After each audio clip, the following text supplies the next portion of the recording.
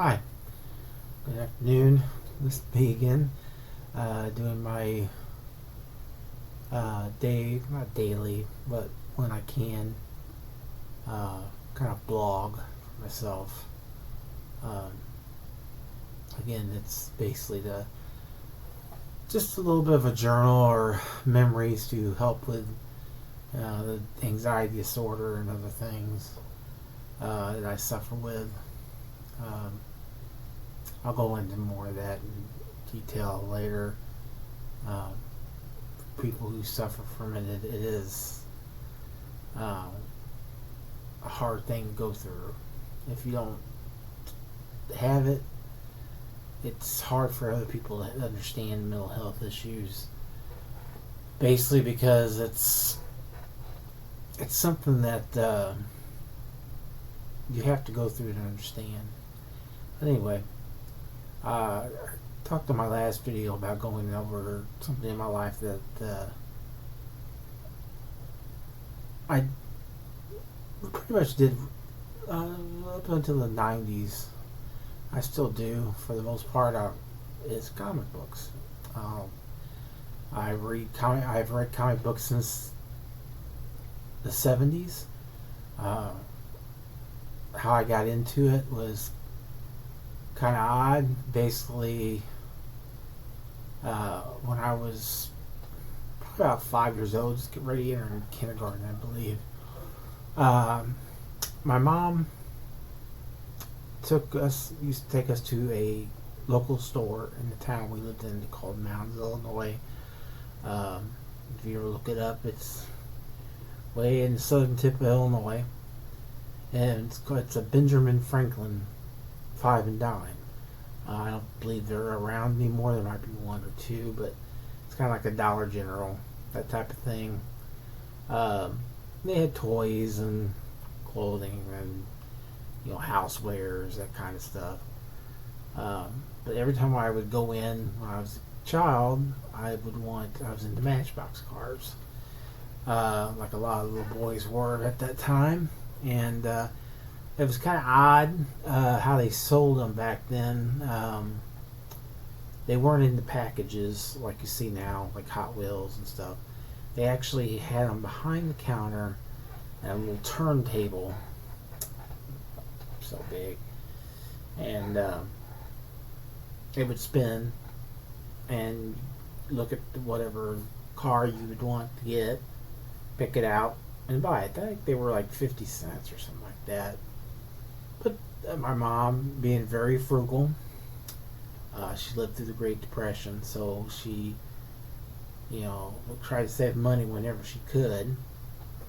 One day when we went in, of course, I wanted, a Matchbox car, and she turned around and said, "Hey, wait! Why don't you look over here? They have these comics."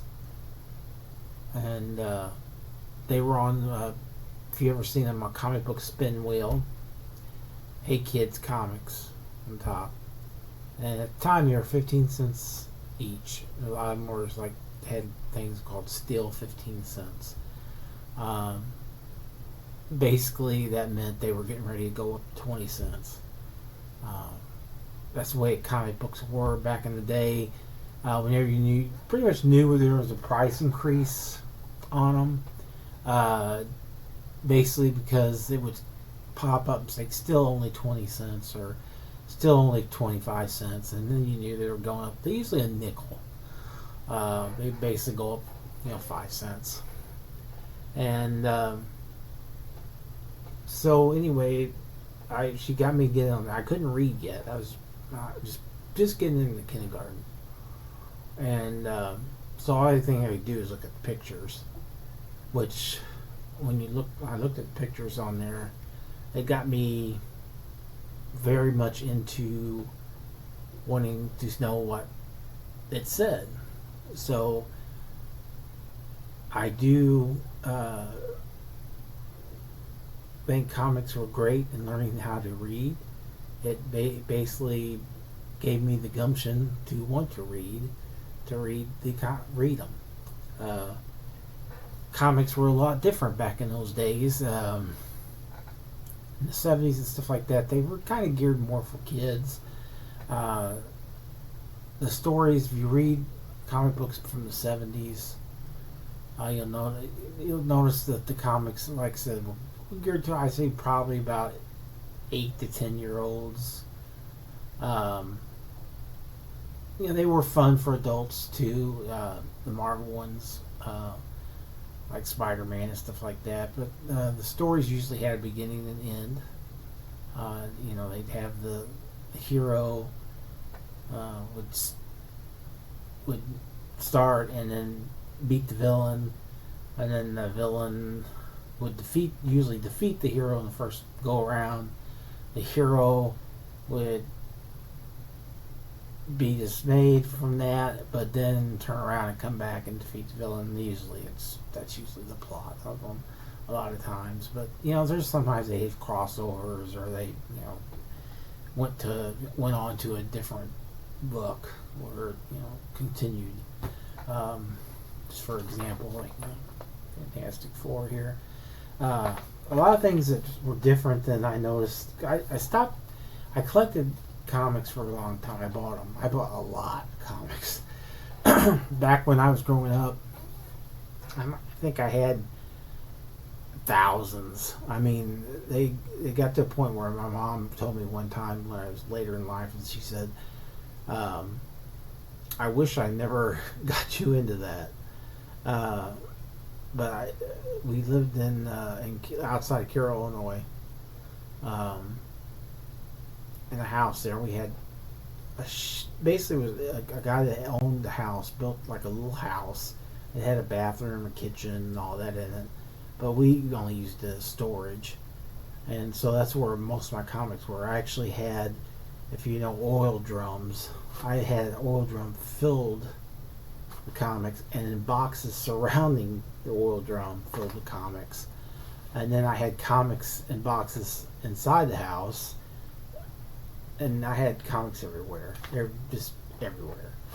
And basically, I was into them for a long time. And then it got to about the 90s, when they started getting into the more speculator market type comics, where they put out like 5 or 6 different versions and stuff like that. I started to notice the stories weren't just as good as they used to be, and so I decided to stop. Internet was around, and it was changing how things were done. So, and then plus the fact they were getting more and more expensive. So I got to a point. I think when I stopped, they were like $3 or $4, like Image Comics and all that. And I decided, no, I wasn't getting the enjoyment I did out of them, so I stopped. I didn't have as many as I did because when we moved, my mom got ill, and so she decided. My sister talked her into moving up here to near St. Louis, so she could, help take care of her, because we didn't know she was as ill as she was. She wound up having ALS. We didn't know that. The doctors kept thinking she had a stroke, and they had that as what was going on for a long time. And then they found out that later she just wasn't getting any better. Even with, they put her on where they to help people come in and do try to get her strength back, and it wasn't working. She wasn't getting her strength back, and her muscles just getting worse, and she started had to go to a wheelchair, and basically we wound up taking her to a specialist who, within 5 seconds almost, said she had ALS. So we moved to an apartment, so I didn't have a job up here, so I basically had, I was living at home with her, and until I finally found a job. and the comics I had to get rid of a bunch of them due to the fact that we were moving to an apartment. I just didn't have the space for it, and so I traded them in and got graphic novels, stuff like that, at the comic shop that opened up near Paducah, Kentucky. And so I wound up, like I said, in the 90s, I just stopped collecting them. And they were, like I said, $3 or $4, something like that. I just couldn't afford them anymore. This is getting to be expensive.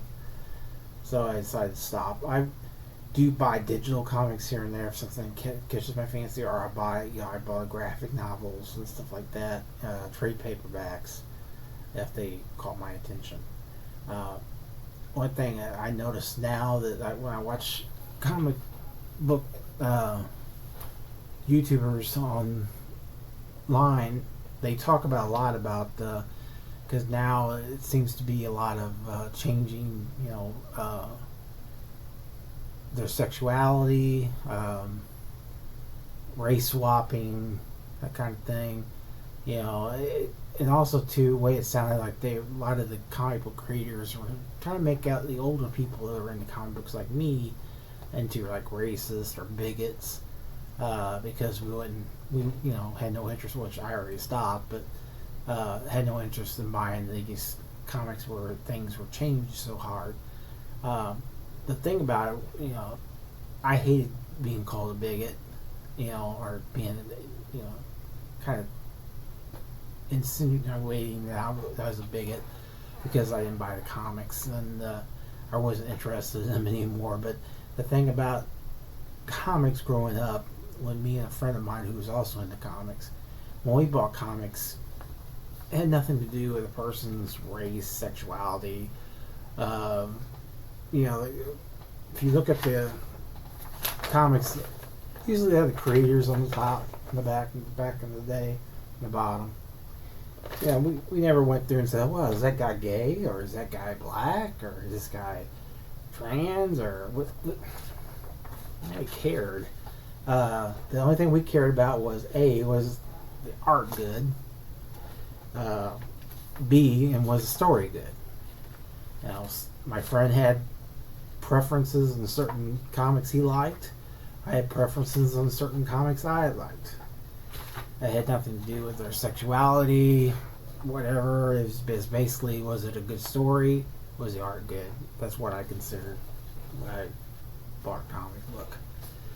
But anyway, that's my story on comics. I don't want to go into a long, drawn-out thing. I probably will talk more about my anxiety disorder and depression, and maybe go into what took my mom, ALS, which is a horrible, horrible disease. I don't think they know what causes it. But anyway, for now, that's just my story on comics. Like I said, these are not supposed to be flashy or edited or have a bunch of stuff. This is just me talking. It's just for my personal, like a journal, and to record stuff that of my youth and what I did. You can see behind me the comic books. I do get the figures and the stuff I read. And I did meet Stan Lee at WizCon 2013, I believe it was, and Neil Adams, and I got autographs, and kind of felt sorry for Stan Lee, even though he was a hero of mine, because, like I said, the comic books that they created is what wanted me to read. And he did seem very, I met him, seemed very, he was older, and he didn't seem like he was enjoying what he was doing, being there. So when a little bit later, when I heard that he only did those because he needed the money, it was kind of sad, and especially after I met him. But anyway, that's it for this video. Like I said, it's not flashy. I'm sorry. It's just basically me talking and reminiscing. And that's all for today. And if you do see this, thank you. If not, like I said, something I can pass on my memories when I'm gone. Have a great day, and peace be with you.